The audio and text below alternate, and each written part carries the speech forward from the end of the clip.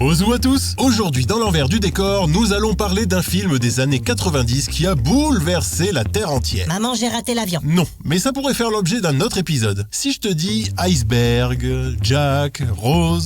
Bon alors là, aucune idée. Oh, Titanic Oh bah, et tes indices, ils sont nuls aussi. Il fallait dire gros bateau, et là j'aurais capté. Bref, le film Titanic est réalisé par James Cameron. Eh mais c'est pas celui qui a fait Avatar aussi? Si, je peux finir? Oui, pardon. Pour James Cameron, l'événement historique de Titanic a toujours été une obsession, à tel point qu'il a trouvé des fonds pour plonger 12 fois jusqu'à l'épave. Ah ouah, mais c'est pas hyper profond? Oh non, un petit 3821 mètres de profondeur. D'ailleurs, les images du film que l'on voit sous l'eau sont celles du vrai Titanic. Ouah, énorme! Ah oh, ça y est, ça me revient. J'étais fin triste quand Jack il est mort à la fin. En parlant de ça, les conditions étaient hyper rudes. Les acteurs ont dû tourner dans une eau à 14 degrés pendant des heures. Ouais, petit joueur!